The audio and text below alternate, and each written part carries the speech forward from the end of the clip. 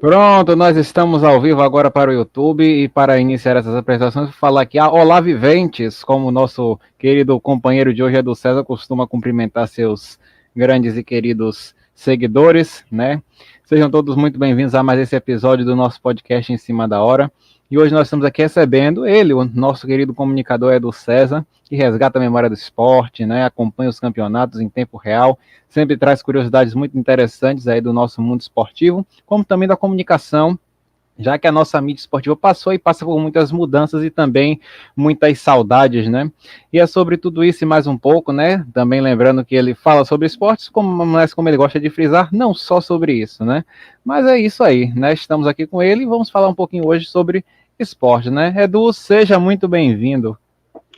Obrigado, Maurício. Grande abraço a todas e todos ligados no Em Cima da Hora. Vamos falar aqui dos assuntos que estão em evidência, de outras conversas que surgirem no meio do caminho. Tô a dispor, tô a dispor. É isso aí, com certeza, né? Então, assim, para começar esse papo, eu queria te perguntar a respeito desses campeonatos, né? Série A, Série B, assim, para você, quais são os times que estão se destacando, assim, que estão chamando a sua atenção nesses campeonatos?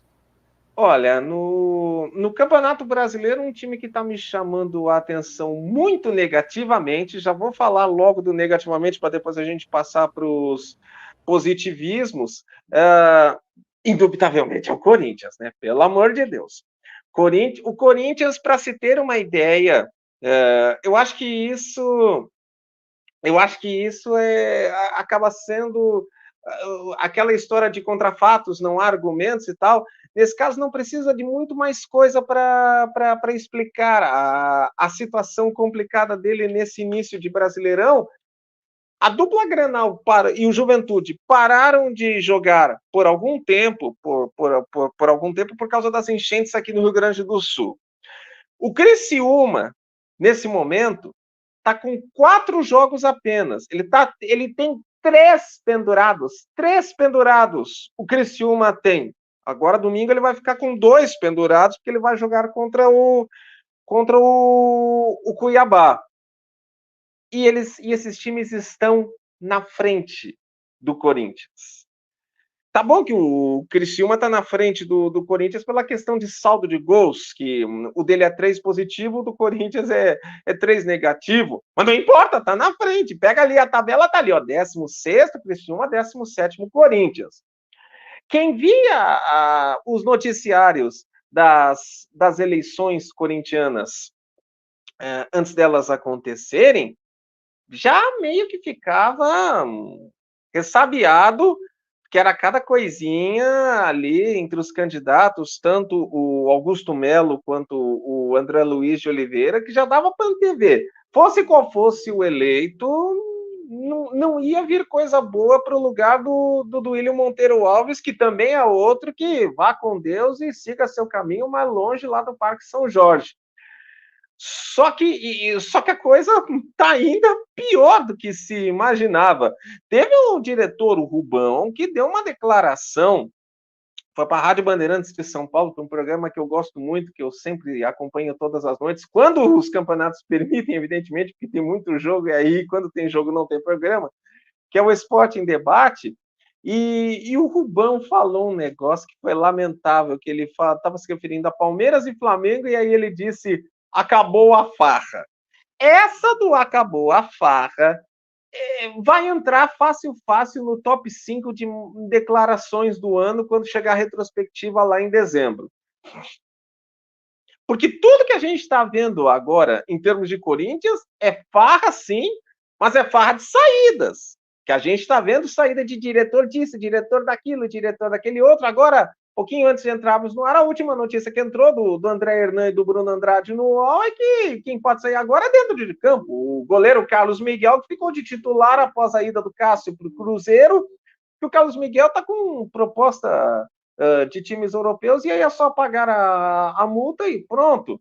Então, Corinthians é uma tremenda decepção no Campeonato Brasileiro, por mais, verdade seja dita, que já não tivesse animado no Campeonato Paulista. E aí, até foi uma coisa que eu falei outro dia no Twitter, eu falei respondendo um post do Henrique Fernandes, que o Corinthians, nesse momento, está aparecendo a questão do médico e o monstro, Dr. Jekyll e o Sr. Hyde, porque ele está mal no Campeonato Brasileiro, só que na Copa Sul-Americana ele está muito bem, ele conseguiu arrancar com resultados ótimos para ir direto às oitavas, escapando da repescagem. Fora o Corinthians, um outro time que está me decepcionando muito no Campeonato Brasileiro é o Vitória. Porque o Vitória a gente viu no ano passado, fez uma baita Série B do Campeonato Brasileiro. Esse ano conseguiu, depois de 300 milênios, não só voltar às cabeças no Campeonato Baiano, como ganhar o título naquela tremenda decisão contra o Bahia, que foi legal demais de acompanhar aqueles dois Bavis. Só que agora está pegando fogo no Campeonato Brasileiro, não ganhou nenhuma, perdeu 5 em 7. Desse jeito ele quer o quê? Ele quer ser rebaixado com 4, 5 rodadas de antecedência, igual o Cuiabá, que ontem recém o Cuiabá fez o primeiro ponto, e aliás tinha que ter sido justamente contra ele, Vitória. Aliás, Cuiabá e Vitória, quem viu esse jogo tinha que ter sido ressarcido, porque vai ser difícil ter um jogo tão ruim no Campeonato Brasileiro quanto foi esse da Arena Pantanal ontem. Vai ser difícil ter um jogo tão ruim quanto foi esse. O Vasco não chega a surpreender, também está ali na ponta de baixo, já se esperava. Fluminense, aliás, Fluminense é outro que também está decepcionando nesse começo de Campeonato Brasileiro, que ele está só 2 posições acima do começo do Z4. Eu acho que o Fluminense vai se recuperar, porque ele tem muito essa questão da Libertadores complicando também, e o Fluminense tem qualidade para ir melhor. Aí vamos esquecer um pouquinho a turma de baixo, vamos lá para a turma de cima. Flamengo está dentro do esperado ali, nesse momento líder do Campeonato Brasileiro por 4 gols a mais de saldo que o Bahia. Bahia do Rogério Ceni está muito bem no Campeonato Brasileiro, observe-se.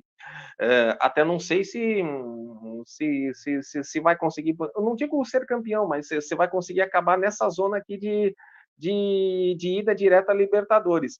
Mas é um time que vai tirar ponto de muita gente.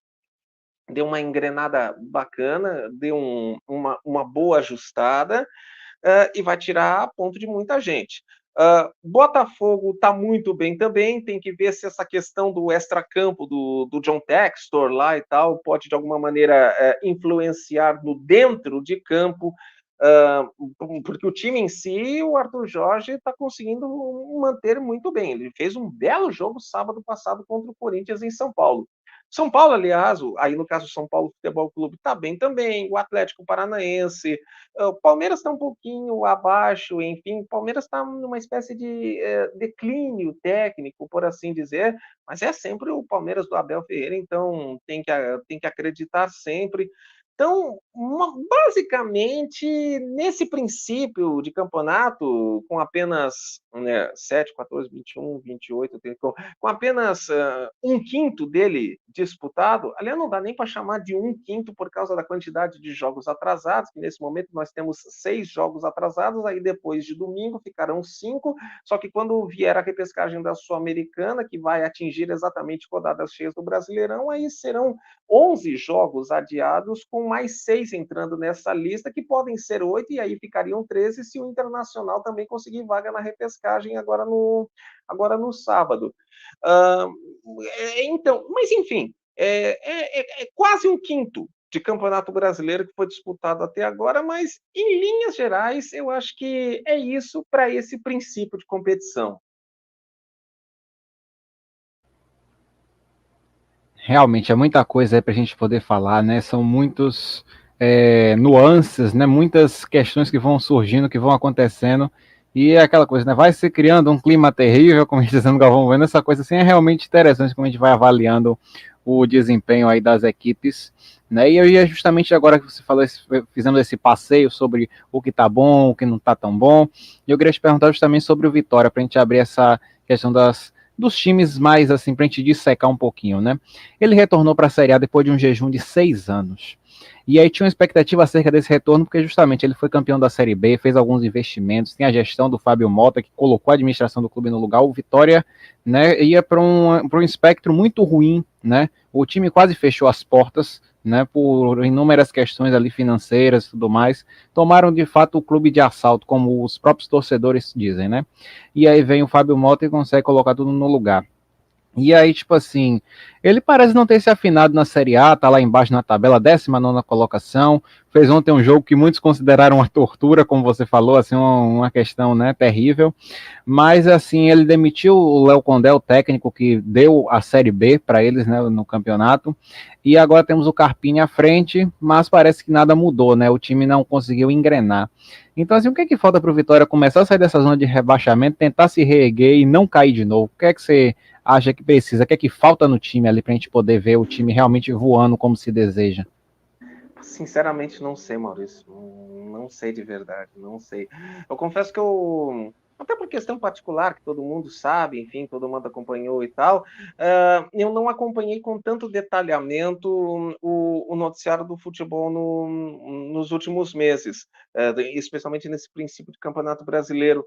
Mas de qualquer maneira, para ser tão ruim assim como está nesse começo de Brasileirão Vitória, eu nunca imaginaria, sinceramente. Você pega aqui a lista de jogos dele depois da final do Campeonato Baiano, que aliás a final do Campeonato Baiano, não, eu estou confundindo aqui, é porque teve o Bavi logo em seguida justamente das finais, mas aí dentro do Campeonato Brasileiro. Pega aqui os jogos dele aqui. Perder para o Palmeiras na estreia, normal, um resultado perfeitamente normal. Empate no Bavi, também perfeitamente normal. Perder para o Cruzeiro no Estádio Mineirão, normal também. Aí tem a Copa do Brasil, perde para o Botafogo no Rio. Tá dentro dos conformes, tudo bem, enfim e tal. Só que aí, quando chega no jogo seguinte, no Barradão pelo Brasileirão, ele toma 3 do São Paulo. Que ele perca para o São Paulo, tudo bem, mas tomando 3 ficou feio demais. Aqui começa uma grande bronca. O Vitória perde para o Vasco em São Januário. E o Vasco está extremamente problemático por mais um ano. Mais um ano de Vasco muito problemático. Bom, a gente viu o que deu no último clássico dos milhões do Maracanã. Aí eliminado do campeonato da Copa do Brasil para o Botafogo. Tá. Só que aí o Vitória pega o Atlético Goianiense e perde em casa. E o Atlético Goianiense é outro que está muito longe de estar essas maravilhas aí. Apesar de que, por exemplo, ter um Wagner Love no ataque dá sempre uma confiança de que uma boa que chegue para ele e bola na casinha, tudo bem. Aí vem esse 0-0 horrível de ontem com o Cuiabá.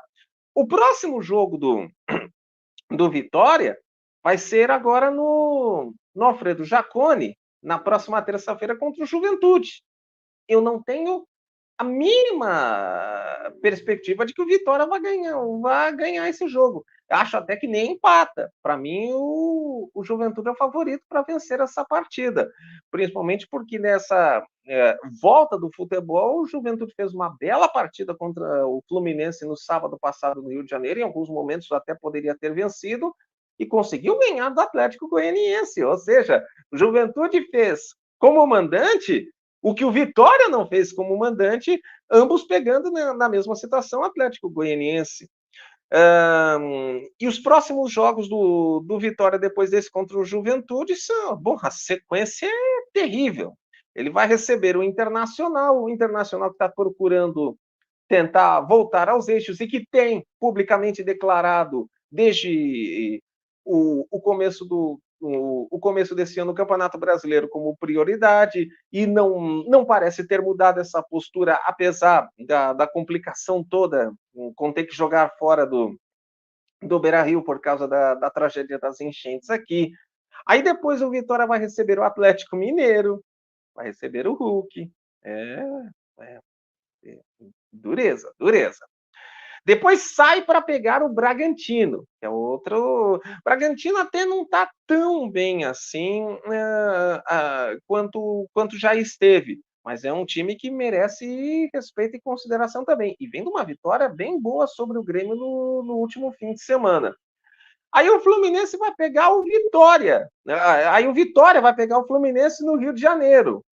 E eu até lá, esse jogo está marcado para dia 27, até lá eu vou imaginar que o Fluminense já esteja um pouco melhor. Que o Fluminense realmente também deu uma baixada, mas vamos imaginar que o Fluminense já esteja melhor.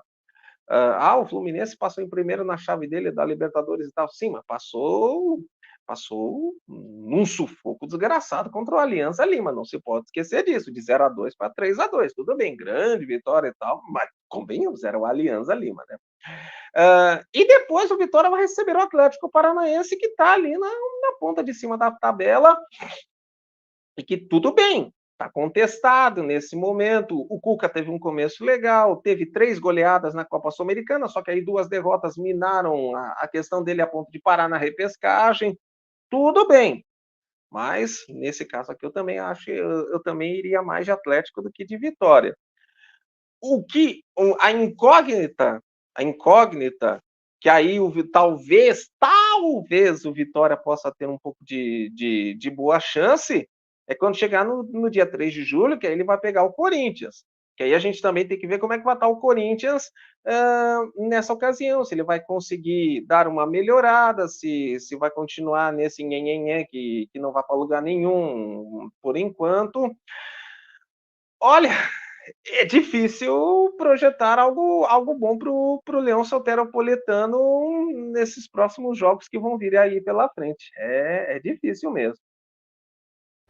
Dureza, viu, Edu? Dureza. Aí tem alguns amigos, né? A gente costuma dizer assim, tipo, o leão é um gatinho, né? Porque não tem aquela força toda. Mas o gatinho ultimamente nem miando está, então realmente a coisa tá complicada pro Vitória. Isso é uma maldade.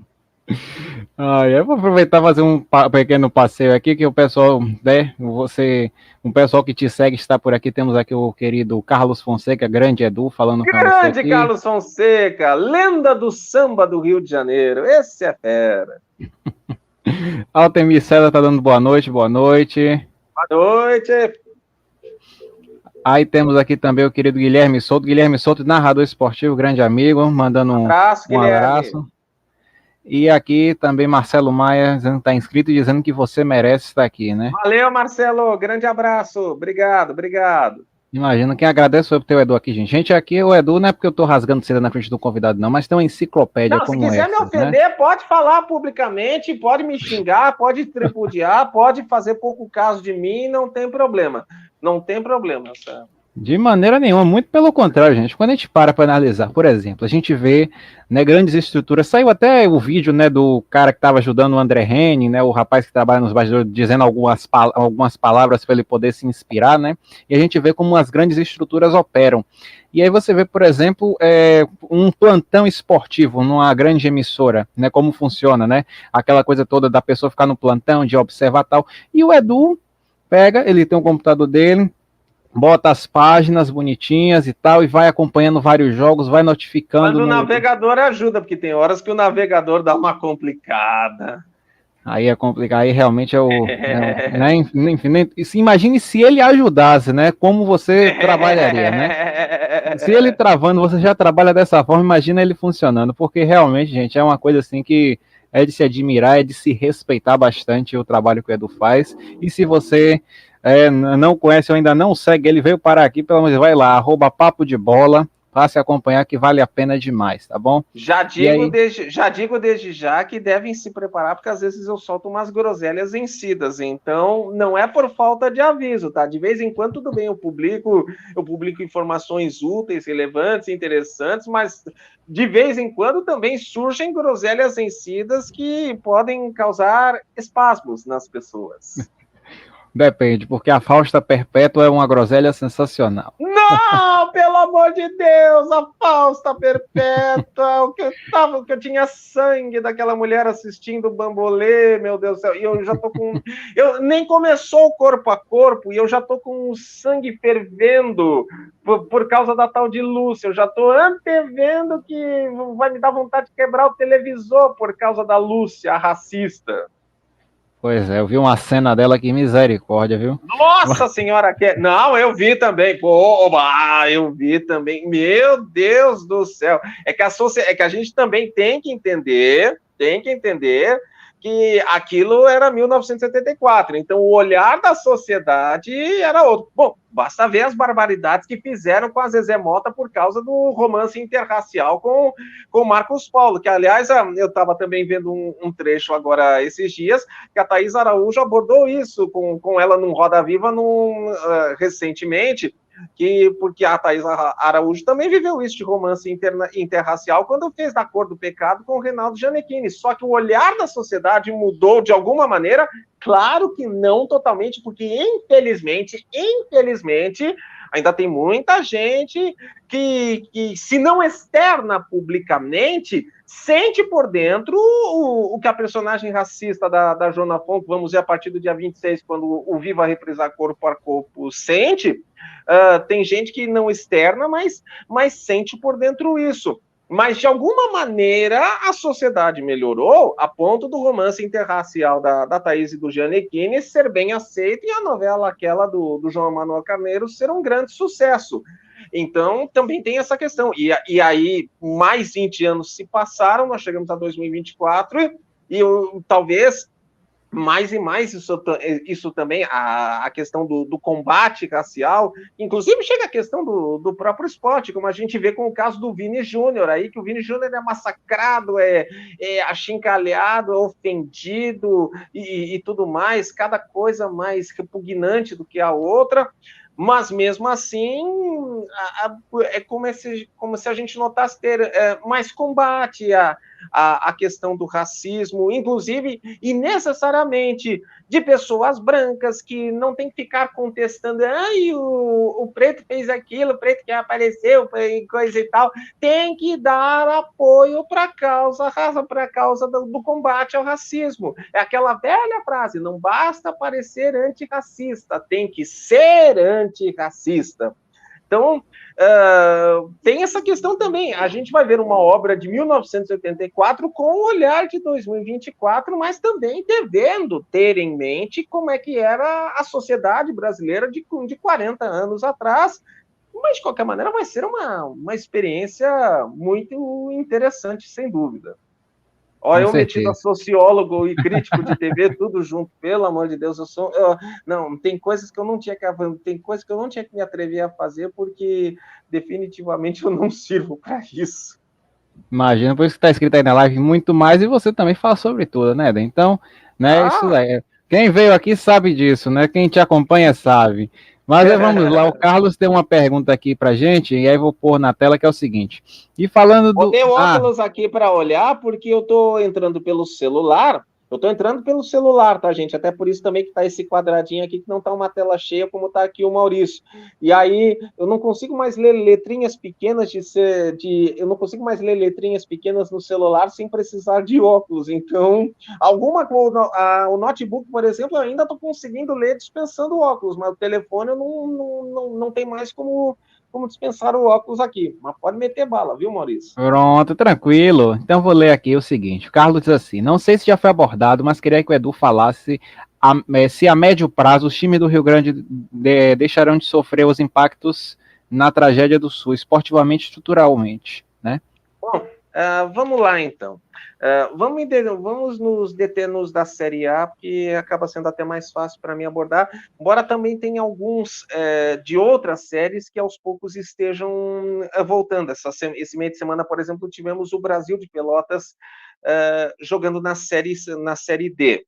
Deixa eu só confirmar para ver se eu não falei besteira aqui, porque às vezes eu fico com medo de falar coisa errada aqui. Não, Série D, exatamente. Ele ganhou ontem do Barra por 1-0.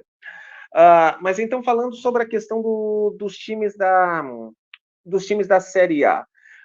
O Juventude, até como a gente viu ontem, acabou já voltando agora a jogar no seu estádio, será o mesmo estádio, o Alfredo Jaconi, que receberá Inter e Delfim neste sábado pela Sul-Americana, porque Caxias do Sul acabou sendo uma região comparada a outras do estado gaúcho, que acabou não tendo um impacto mais sério nessa questão das enchentes, Tanto que, inclusive, no auge da gravidade do problema, o aeroporto de Caxias do Sul serviu como uma base de chegada para pessoas que precisavam vir para cá, fosse para ajudar na questão humanitária, fosse para fazer cobertura jornalística, enfim.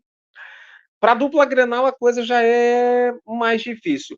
Para o Internacional, um pouco menos. Ontem a gente viu que o Internacional conseguiu restabelecer a energia elétrica no estádio Beira-Rio, não ainda em todo, como diretores deixaram bem claro hoje em entrevistas que eu estava ouvindo no rádio, mas já a ponto de conseguir, por exemplo, fazer com que as membranas dele, da reformulação feita para a Copa do Mundo de 2014, pudessem brilhar nas cores verde, vermelho e amarelo, as cores da bandeira do Rio Grande do Sul. A situação no entorno do estádio Beira-Rio, até pelo que eu também testemunhei ontem pessoalmente, que eu fui fazer um compromisso na zona sul da cidade, que é onde fica a região do Beira-Rio. Aí eu voltei, eu estava fazendo ali o caminho de volta, que ali perto tem 2 shoppings, enfim, acabei passando neles. E ao invés de eu ir pegar o ônibus na região mais perto para voltar para casa, eu resolvi caminhar ali, que é aquela área onde fica o Beira-Rio é excelente para caminhar. Tem a Avenida Beira-Rio, o Padre Cacique, Edivaldo Pereira Paiva, enfim. E eu acabei caminhando ali. Aquela área ali foi uma que no auge da enchente estava alagadíssima, estava intransitável, era água até passando do joelho, chegando no peito, enfim, tal. Tanto que a gente viu os danos que o Beira-Rio acabou sofrendo a ponto de ainda agora não ter jogo. Mas, data hoje, se fosse só pela questão da rua, se fosse só, sem contar quaisquer outros problemas, como a questão interna do estádio, enfim, fosse só por isso, só pela questão do acesso das pessoas pela rua, dos carros, enfim, daria para ter jogo tranquilamente, porque a coisa, graças a Deus, melhorou bastante. Tanto que eu, por exemplo, consegui fazer a caminhada ao longo de 1h30 até chegar lá num outro ponto de ônibus adiante para ir pegar outra condução para ir para casa, para vir para casa, no caso. Mas não é uma situação ainda que dê para jogar semana que vem ou daqui a 15 dias, enfim. Mas já foi pior. Já foi pior. Tanto que, justamente, pelo pessoal tá procurando trabalhar ao máximo, já se fala até, já se avança, já se aventa até que possa o Inter mandar o jogo dele na Copa do Brasil. O jogo dele na Copa do Brasil. Até vou confirmar certinho aqui, só para não falar errado, quando é que vai ser o mando de campo dele pela Copa do Brasil. Com o Juventude. Deixa eu ver aqui. O jogo com o mando dele na Copa do Brasil é dia 3 de julho. Já se fala até que seja possível fazer o Beira-Rio voltar a receber jogo no dia 3 de julho, que é quando está marcada a ida da terceira fase da Copa do Brasil contra o Juventude. Então, esse é um ótimo indicativo também. Aí tem que ver se vai dar tempo hábil de conseguir para esse jogo específico. Mas é fato, tá nítido isso, que talvez não demore muito mais tempo para a bola voltar a rolar no Beira-Rio, dada a condição tanto externa quanto, pelo que se tem, né, talvez interna, que tem ainda muitos problemas a resolver, mas talvez não sejam tantos a ponto de até ter essa perspectiva de jogar no dia 3 de julho. A situação mais complicada é realmente a do Grêmio, com a arena dele, porque a arena do Grêmio, que é linda, muito bonita realmente, eu tive nela fazendo para o site Papo de Bola, um Brasil e França em 2013, pouco antes da Copa das Confederações.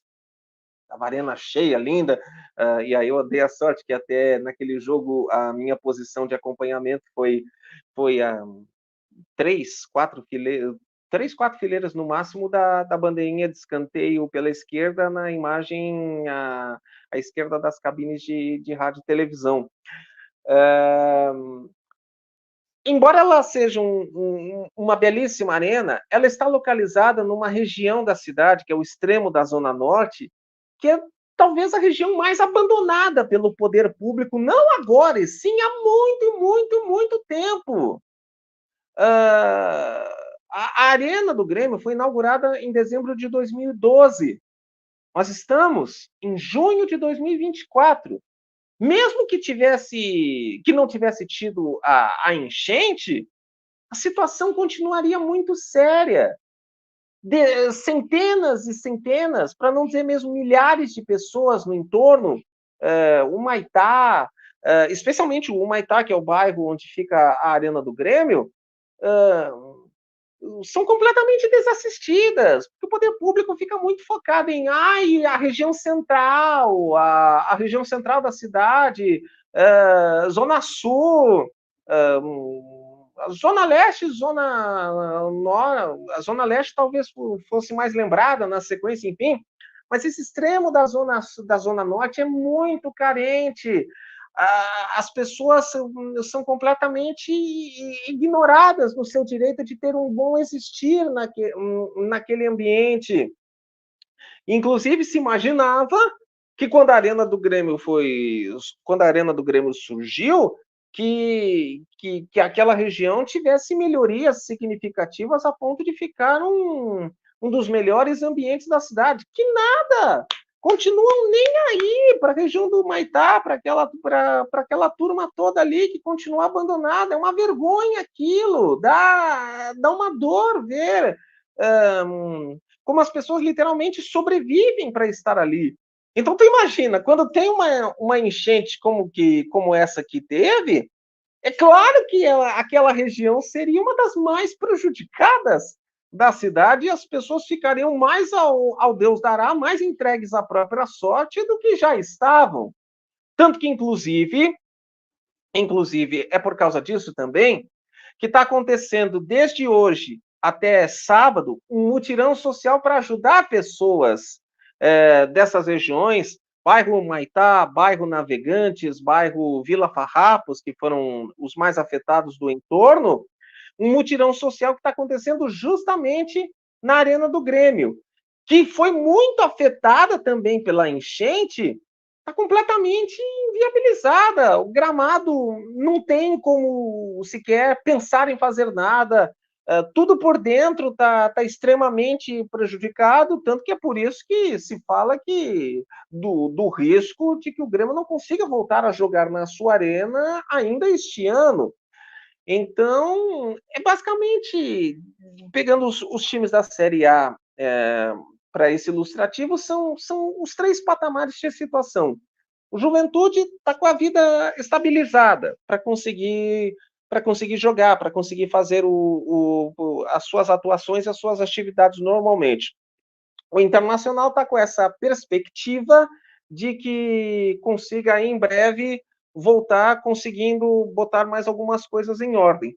E o Grêmio está com essa situação extremamente difícil e aí vai ficar que nem o clássico do Gonzagão, uma vida de viajante na base do minha vida é jogar por este país, mas não no estádio onde está habituado a receber sua gente.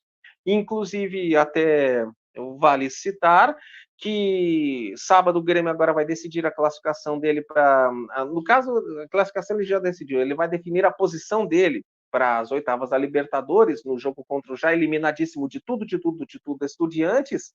E a notícia muito legal de hoje é que tem, já neste momento, 30 mil pessoas confirmadas para irem na partida no Couto Pereira. Couto Pereira que recebeu 21 mil, se eu não estou errando o número, na partida contra o Strongest. Então, promete ser um sábado muito legal, inclusive, para essa partida Grêmio Estudiantes, também por essa questão do apoio, que aí, é claro, não é só o pessoal local de Curitiba que curte futebol e que vai assistir o jogo e que está entendendo toda essa situação, enfim, mas também certamente muitos tricolores aqui do Rio Grande do Sul e de outras partes do país que vão sair rumo a Curitiba para assistir essa partida, que vai ser muito importante para definir se o Grêmio pega nas oitavas ou o Peñarol, sendo o primeiro dela, ou o Fluminense se terminar em segundo. Realmente é muita coisa, são muitas nuances, né, como eu estava falando a respeito dessa questão, né? Eu até vi uma entrevista da ESPN com o do Grêmio, né? Se eu não me engano, o dirigente do Grêmio falando justamente sobre isso, sobre a questão da CBF e tudo mais, essas dificuldades como estavam, né? São coisas muito complicadas. Até o Carlos está complementando aqui, falando que teve um amigo dele que morava num condomínio ao lado da arena e, embora não tenha tido danos, ele precisou sair num barco, né? As imagens do sul foram, assim, assustadoras, terríveis, né? Graças a Deus o Edu mora numa área que não foi afetada e Mas realmente... nem por isso, Conste dos Altos, nem por isso eu fiquei menos dolorido com tudo que aconteceu. A gente ficou aqui por praticamente a vida toda com relatos da histórica enchente de 1941, e ver como era o mundo em 1941, era praticamente jornal impresso, uma e outra emissora de rádio, enfim, televisão nem se sonhava que pudesse vir aqui ainda para o Brasil, e mesmo que quando veio ainda foi para muito poucos, enfim. Então era praticamente uma coisa muito lá distante. Sepultamos 1941 em 2024. A enchente de 2024 simplesmente botou abaixo a gravidade da de 1941, e essa de 2024, muito ao contrário, as gerações futuras poderão ter uma noção devida e correta da sua dimensão, porque está tudo documentado, está tudo escrito, está tudo filmado, está tudo registrado em áudio. E essas imagens realmente dos salvamentos em barco. Ai, meu Deus do céu, não gosto nem de lembrar quando eu vejo, porque é terrível demais. Só resta ser solidário com todas essas pessoas que isso não é que sofrendo com isso ainda sofre, ainda tem muita gente que ainda precisa reconstruir a sua vida, recolocar a sua casa em ordem, recolocar o seu comércio em ordem. Então só resta torcer para de alguma maneira que Deus possa ter bondade dessas pessoas para que elas consigam voltar a ter uma vida, né? Uma existência, enfim. digna, né? É, é. É isso, é complicado mesmo, a gente de longe já se sente, né, com o coração pequeno, imagina você aí do lado vendo tudo isso. Mas vamos em frente, né, assim, e também desejando ao Sul tudo de bom para que eles também possam, né, todos irem em frente e realmente aos poucos conseguir levar adiante, né. Guilherme Souto está aqui perguntando para a gente o seguinte: qual a expectativa de vocês para o desempenho do Brasil na Copa América? E aí, Edu, o que é que você tem a nos dizer? Sinceramente, vou te dizer uma coisa: se tem um torneio que não me motiva é Copa América, porque de tanto que acontece, eu já nem. De tanto que a Copa América acontece, eu já nem me empolgo mais, não me empolgo. O que resta ver com o desempenho da seleção brasileira, independentemente de ganhar a Copa América ou não. Eu não sou daqueles que acham que ganhou a Copa América, ganhou a Copa das Confederações quando tinha ela e tal, fez campanha maravilhosa nas eliminatórias. Não, isso aí tudo é preparação. Que tem que acontecer ganhar a Copa do Mundo. Nós vamos para 83 séculos de novo sem ganhar a Copa do Mundo, que nem foi naquele período de 70 a 94. Isso não pode, pô. Nós vamos de novo para 24 anos sem ganhar a Copa do Mundo. Então, mais que ganhar a Copa América, mais que chegar lá e ganhar, Brasil campeão, tá tudo maravilhoso, não vai estar tudo maravilhoso se ganhar a Copa América. O que importa é usar esse período todo para preparar bem a seleção, o Dorival fazer as observações devidas, perdão, fazer as observações todas devidas dentro do trabalho que visa 2026, que é o ponto-chave, que é o ponto principal. Então, eu sinceramente não me empolgo com Copa América. Claro que eu vou assistir, claro que eu vou acompanhar, que eu vou gostar de ver o torneio, enfim, eu tenho certeza que vai ter bons jogos em algum momento, enfim. Mas da parte da seleção brasileira é muito diferente de outros tempos. Eu hoje estava vendo no Instagram do Galvão Bueno, ele estava lembrando a Copa América de 89. Aquilo era um contexto completamente diferente. Primeiro que lá, tudo bem, tinha a Copa América também de 2 em 2 anos, como tem agora, embora no fundo eu acho que a vontade da Conmebol era que tivesse Copa América todo ano, principalmente pela parte do trenzinho da alegria, que aquilo ali, oh meu Deus do céu, aquilo ali deve ser um fervilhão bonitaço para quem está nele, né? Mas a Copa América de 89, que o Galvão estava lembrando, que o Brasil foi campeão naquele 1-0 contra o Uruguai, era um contexto completamente diferente. A gente só precisa lembrar, por exemplo, que naquele momento o Brasil estava havia 19 anos sem ganhar títulos oficiais. O último tinha sido o tricampeonato mundial no México em 70. Você imagina, o dito melhor futebol do mundo, o Brasil ficar com a sua seleção sem ganhar 19 anos um título oficial. Além disso, parece que havia uma maior conexão, parece não, havia sim uma maior conexão do torcedor com a seleção brasileira. Nem de longe faz sequer cosquinha com o período atual em relação àquela época. Então, tu junta 19 anos de jejum de títulos oficiais, a conexão que a torcida tinha com a seleção, apesar da seleção ter vindo desse período justamente de jejum em Copas do Mundo. E uma questão também de vingança, ainda que não fosse a pleno, porque para dar o troco na mesma moeda, só se ganhasse, por exemplo, perdão, só se ganhasse a Copa do Mundo no centenário de Montevidéu na final. Aí sim seria o troco dado na medida certa, que nem foi na Copa do Brasil, quando em 95 o Corinthians ganha do Grêmio aqui em Porto Alegre, e depois o Grêmio dá o troco ganhando o título do Corinthians em São Paulo em 2001, que aí sim é a legítima revanche no sentido literal. Mas tinha um simbolismo da época, de 1989, e tinha a questão de dar o troco no Uruguai pela perda da Copa de 1950, que doeu muito para muita gente.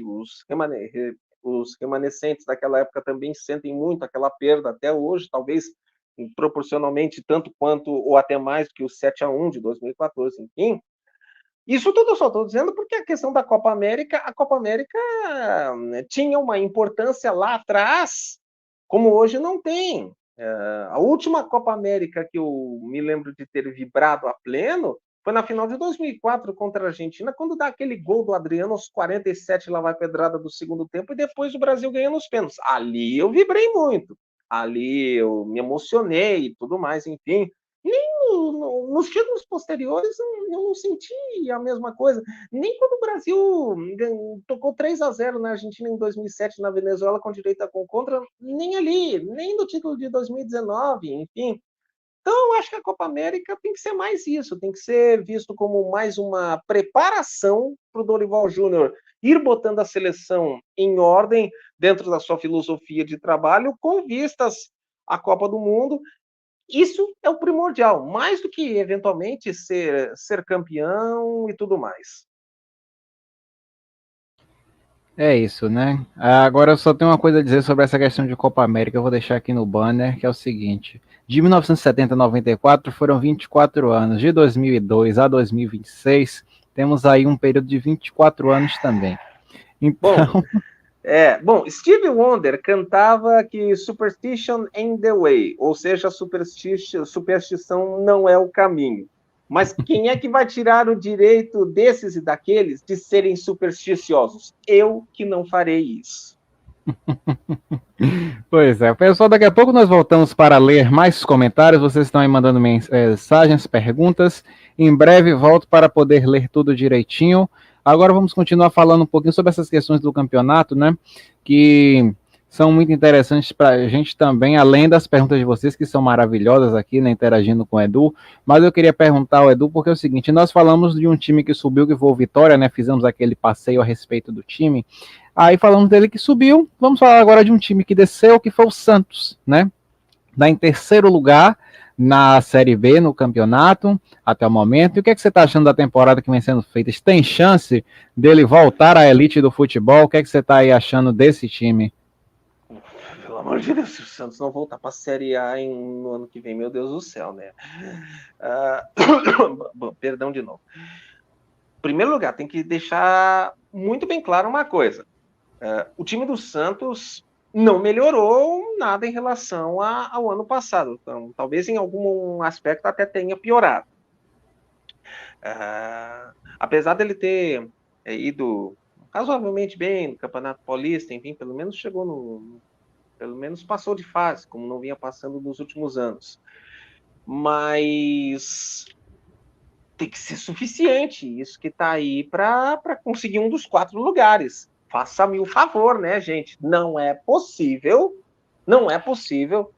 que o Santos não consiga ficar, nem que seja em 4º lugar. Não tem cabimento. Mas fora isso, é um time que você vê claramente que pode estar, de repente, às vezes tem um dia iluminado, como foi aquele contra o Brusque, que foi o primeiro jogo com torcida que ele teve, aliás, nessa Série B. Ali foi um dia iluminado onde deu tudo certo.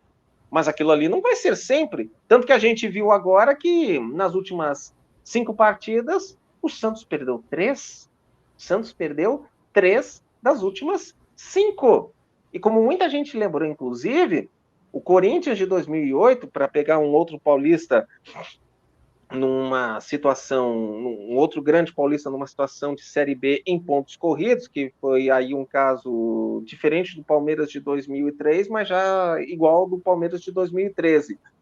O Corinthians de 2008 perdeu 3 vezes nas 38.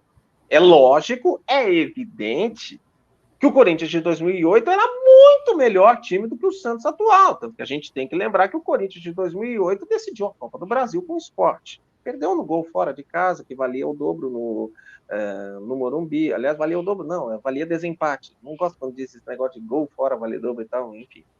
O gol fora vale desempate. Mas, de qualquer maneira, foi para decisão e no simples aspecto de gols marcados, ficou 3-3. Que nem eu falei, o gol fora valeu o desempate. Então, o Corinthians de 2008 era muito melhor do que o Santos atual, por isso que nadou de braçada naquela Série B brincando. Mas eu ainda acho que o Santos atual, apesar das nítidas carências, apesar dos problemas,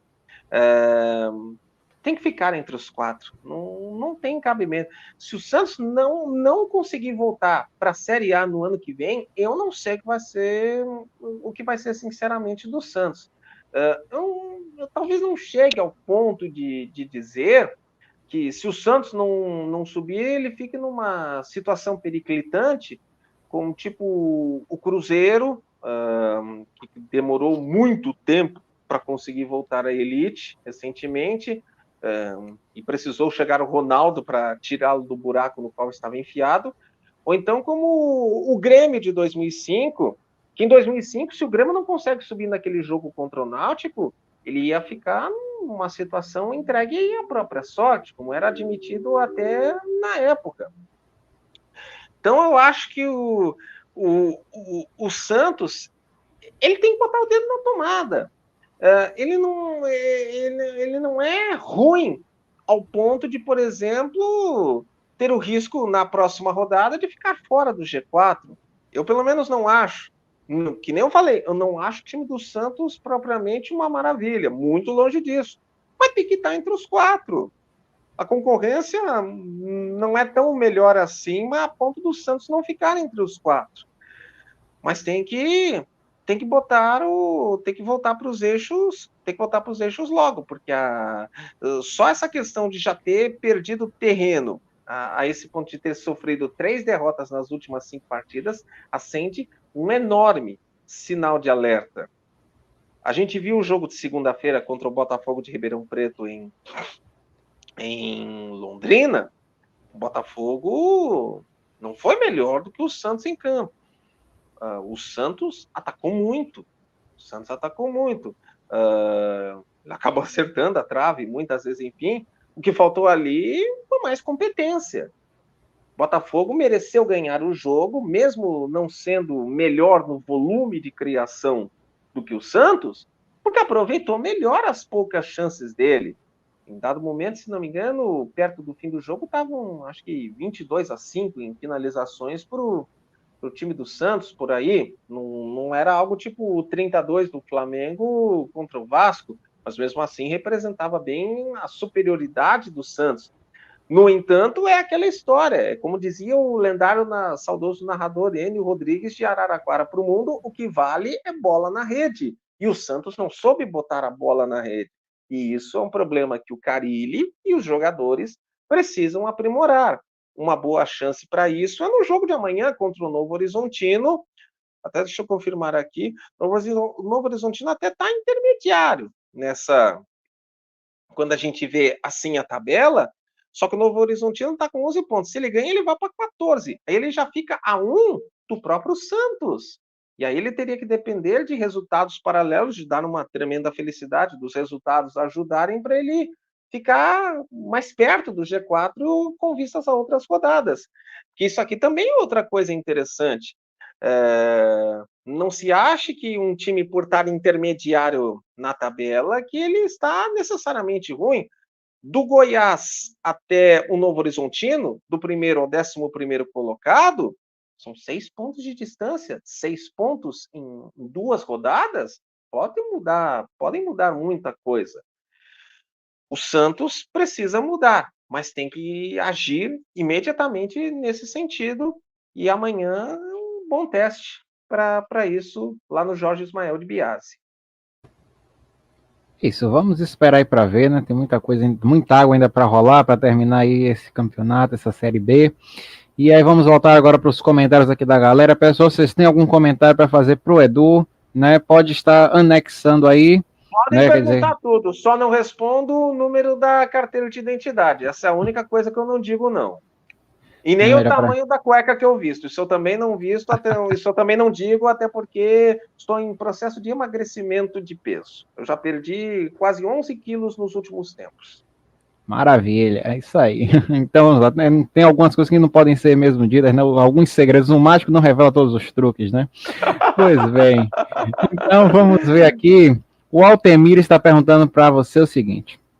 A possibilidade da Globo... grande abraço. Esse aí é parceiro de longa data, leitor dos meus escritos de muitos, muitos anos. Oh, que ótimo. Então, a galera toda reunida aqui, ele está perguntando o seguinte: a possibilidade da Globo, Sport TV, tentar comprar os direitos da Libertadores e Sul-Americana se for confirmada a desistência do Paramount? Olha, se eu fosse diretor da Globo Sport TV, eu tentaria. Talvez não conseguisse, enfim, por isso, aquele outro e tal, mas eu tentaria. Até porque é necessário dar uma reforçada na programação. Precisa reforçar a programação, especialmente do Sport TV, que anda muito carente de eventos. Recentemente, principalmente na faixa noturna, tanto que por isso foi extremamente importante a aquisição da Série B. Então, eu tentaria sim, adquirir mais para o futuro a Libertadores e a Sul-Americana. Seriam enormes ganhos, indubitavelmente. É isso, né? E o público agradece, já tem muita gente reclamando justamente sobre isso, né? Há um tempo que, né, tem muitos programas e tudo mais, mas realmente competições, né, estão meio faltando ali no cardápio. Pois bem, vamos continuar aqui, daqui a pouco nós voltamos para continuar Já vou te lendo. adiantar só uma coisa, Maurício, talvez eu precise... Infelizmente, eu preciso ter que sair um pouquinho antes, porque a bateria do telefone está começando a me dar um alerta aqui. Eu estou com 15% do telefone. Eu deixei ele fora do carregador, porque eu não achei que ia ser necessário eu ter que entrar pelo celular. Eu ia entrar aqui pelo notebook normal. Então, só para dizer que a bateria já está começando a arrumar para os finalmente. Então, só para não haver estranhamentos, por exemplo, daqui a pouco eu sumir do nada e não conseguir voltar, então eu só estou fazendo esse alerta, inclusive para o público todo antecipado, que eu estou com o celular meio na baba, porque eu não sabia que eu ia ter que entrar por ele, e eu deixei ele fora do carregador. Falha minha, admito, escorregão meu, mas é só para fazer esse alerta mesmo. Não imagina de maneira nenhuma, e então, já que nós estamos aí com esse Mas já decorrer digo, do tempo, mas já digo que está sendo muito prazerosa essa conversa aqui. Estou agradecendo desde já a ti, Maurício, a todo mundo. Enfim, nós estamos chegando em quase 1 hora de conversa. Estou gostando muito da experiência e em outras futuras será uma alegria repetir a dose, com certeza. com certeza, temos muita coisa para falar, então já que a gente está aí Ainda com posso esse ficar mais. tempo. Eu acho que ainda posso ficar pelo menos mais uns 10, 15 minutinhos. Isso eu acho que ainda consigo aqui, viu? Pronto, então nós vamos aproveitar para fazer o seguinte, né? Como nós estamos aí com esse tempo um pouco apertado, então vamos priorizar aqui os comentários da galera que fez a boa, que veio aqui prestigiar o Edu. Agradeço a todo mundo que Isso, esteve pode por perguntar, aqui. manda pergunta, manda bala, manda bala. Se tiver E é crítica isso aí. aí, se tiver crítica, pode mandar. Se tiver alguém dizendo que eu sou feio, que eu sou mal cheiroso, que eu sou a coisa mais sem noção do mundo, pode ler que não tem problema. Eu mato no peito e domino do jeito que dá, viu? Imagina de maneira nenhuma, todo mundo está querendo saber do nosso oráculo esportivo as perguntas. Pergunte ao oráculo, ele Não, tô muito responderá. louco. Não, não, não, para isso eu não sirvo, não. Que é isso? Não, não. É como eu sempre digo, eu não sei tudo de tudo sobre todos o tempo todo. Graças a Deus, que pelo amor de Deus, ia ser terrível se eu soubesse de tudo, de tudo. Tem certas coisas que eu até prefiro nem saber para manter as aparências, né? Porque, por favor, tem coisas que se a gente fica sabendo, desmontam umas impressões, acabam umas imagens de sonho. Não, não, não, não, não, por favor, por favor.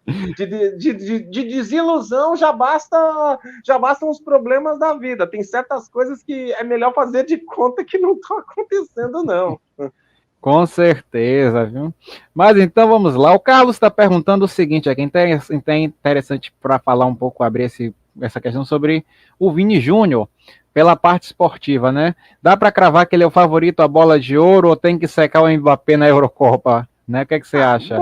Bom, tem que secar o Mbappé, com certeza, né? Tem que dar uma secadinha no Mbappé, embora seja difícil, porque a França está jogando muito, hein? A França vai vir com tudo na Eurocopa, é uma candidata a ser muito considerada.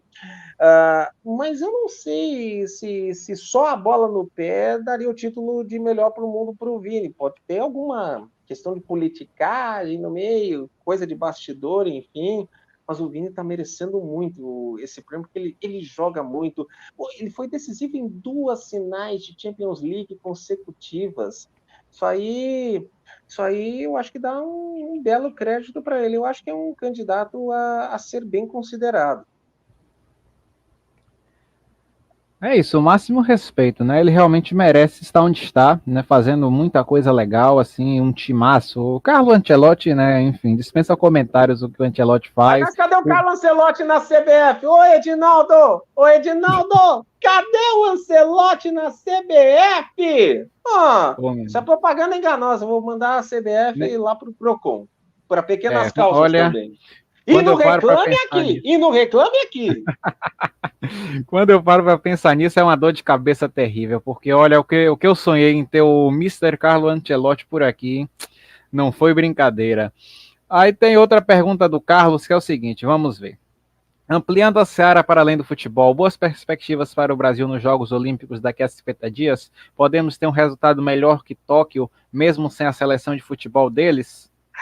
Eu confesso que eu tô um pouquinho fora do. Eu tô um pouquinho por fora do cenário do esporte olímpico para os Jogos de Paris, enfim. Então eu não quero dar uma opinião sem tanto conhecimento, até porque felizmente tem muita gente boa que acompanha as questões olímpicas ali. Até tem uns perfis que eu indico do Twitter que vale muito acompanhar.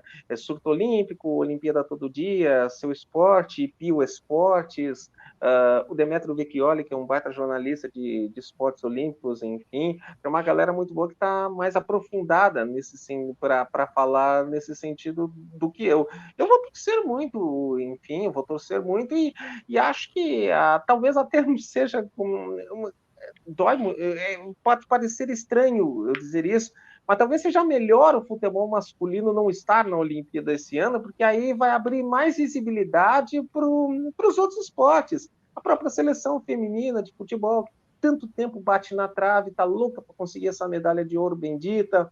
A gente tem o vôlei, tem o atletismo, a natação, tantos esportes aí legais que merecem visibilidade que talvez fossem suplantados se o futebol masculino tivesse lá. Então, eu só sei de uma coisa, vai ser um evento do caramba, como sempre, eu vou curtir demais acompanhar e é que nem eu falei, não vai ser a falta dos atuais bicampeões do futebol olímpico que vão, pelo menos da minha parte, baixar o interesse, até por isso que eu expliquei. Com certeza a galera chega muito junto, né? Sempre que é época de Olimpíadas, outras modalidades saltam no interesse, chamam a atenção mesmo. Raíssa Leal, né? Nessa última Olimpíada chamou bastante. A fadinha é um negócio maravilhoso. A fadinha é maravilhosa. Isso, né? E tantos outros que já são muito queridos, Arthur Zanetti, por exemplo. Tem a outra moça que agora me faltou a lembrança. Rebeca Andrade, a nossa deusa da ginástica. Também. Pô, Rebeca é extraordinária. E tem outra moça do skate, que agora eu me esqueci, acho que é Beatriz, Bruno, algo com B, eu não tenho certeza mais, me falhou agora. Falha a minha, também não tô lembrando agora. Mas ela tá sempre junto com a Raíssa. Eu sei quem é, mas eu não tô lembrando do nome agora. Que vergonha, meu Deus, que vergonha, como diria o mestre linguista. Acontece. Mas aí vamos lá, olha só, o Guilherme tá dizendo aqui que o Steve Wonder ele tem que conversar com o Mick Jagger, viu? Essa brincadeira. Pô, isso aí daria um dueto porreta, hein? Poxa! Pô, olha, esses dois aí tinham que dar um jeito de se reunir aí e gravar uma música juntos. Pô, Steve Wonder e Mick Jagger seria um negócio sensacional. Até porque eles já fizeram inúmeros grandes duetos, cada um. Mick Jagger fez dueto com David Bowie. Mick Jagger foi backing vocal de Carly Simon em You're So Vain. O Stevie Wonder fez dueto com Paul McCartney, fez dueto com Michael Jackson. O Stevie Wonder fez duetos com Dionne Warwick numa das trilhas sonoras pelas quais eu mais sou apaixonado, que é a trilha sonora de um dos meus filmes favoritos, A Dama de Vermelho, aquela It's You, que toca nos créditos tanto finais quanto iniciais, é uma preciosidade dos deuses. Olha, tratem de viabilizar esse dueto Stevie Wonder e Michael Jackson, que a humanidade precisa da união dessas lendas da música mundial, viu? Pois é, com certeza, seria algo para ficar para a história, né? Agora nós temos aqui também o seguinte, ó, tem o Tarcísio perguntando, a bola de ouro e o The Best da FIFA serão... Ô, Tarcísio, grande abraço para ti, valeu, abraço! Pô, a galera toda chegando aí pro Edu, muito obrigado pessoal que veio prestigiar o Edu aqui, nossos agradecimentos, galera, sejam todos bem-vindos, voltem sempre, o Edu vai voltar aqui depois pra gente ter muita coisa para tratar. E aí ele tá perguntando o seguinte, a bola de ouro e o The Best da FIFA premiarão pelo mesmo período? Olha, eu confesso que eu não sei exatamente o período que é levado em conta por cada premiação, mas é aquilo, o que fica mais recente na retina da visualização acaba sempre contando de alguma maneira. Então, a Eurocopa vai acabar contando muito para essa premiação, para esse ou aquele ser o vencedor. Então vamos ter que ver, né? Vamos ter que ver. Isso aí, as cenas dos próximos capítulos. Edu, achei o nome da moça, é Letícia Buffoni. Letícia Buffoni, isso, ela mesma, grande atleta também, isso. Pois é, então, pessoal, agradeço a todo mundo que esteve aqui. Infelizmente, né, agora entraria aquela sonoplastia, né, infelizmente estamos chegando ao fim, né, Tem gente que tá gostando que tá acabando, que não tá me aguentando mais aqui. Então, a essas pessoas eu apenas digo, lamentem, pois no futuro voltarei. Com certeza, tem muita coisa pra gente falar, né? Então, tem essa correria toda aí do campeonato, o correr do campeonato, então tem muita coisa aí pra gente poder tratar. Se não der pra fazer agora, a gente vai fazer depois, vamos aí vendo o que é que está acontecendo. A gente remarca, com certeza, porque eu gostei muito, eu quero remarcar sim, vai ser um prazer retomar essa conversa numa oportunidade não muito demorada, com certeza. É isso aí. Então nós voltamos em breve. Para todo mundo que veio aqui, que gostou do conteúdo, espero que continuem acompanhando. Continuem também acompanhando o Edu. Vou deixar até aqui o @ dele, Papo de Bola. Vai lá, pessoal. Tem muita coisa legal. Sempre essa dinâmica. Lá no Twitter eu tô no @papodebola e no Instagram, como essa arroba já estava preenchida, no Instagram eu tô como Edu Papo de Bola. Mas eu acabo usando mais o Twitter, principalmente para a questão do acompanhamento de jogos, então lá no Twitter é mais ideal mesmo no @papo de bola. Aqui no Instagram ainda tô entrando um pouquinho no clima dele ainda, aos poucos e tal. Então, pode todo mundo chegar lá no @papo de bola para a gente trocar uma ideia lá no Twitter, que vai todo mundo ser bem-vindo e bem-vindo, com certeza. Então é isso, pessoal. Muito obrigado, Edu, primeiramente, por ter topado participar aqui. Muito obrigado a todos que assistiram, a todos que acompanharam. E é isso, nós voltamos em breve para, né, estarmos aqui dialogando com vocês, ouvindo, né, debatendo, porque isso aí é justamente essas trocas que fazem toda a diferença, né? Então é isso, muito obrigado. E não se esqueça, este é o Em Cima da Hora, o podcast na hora certa para você ouvir e agora também assistir aqui no YouTube. Até a próxima!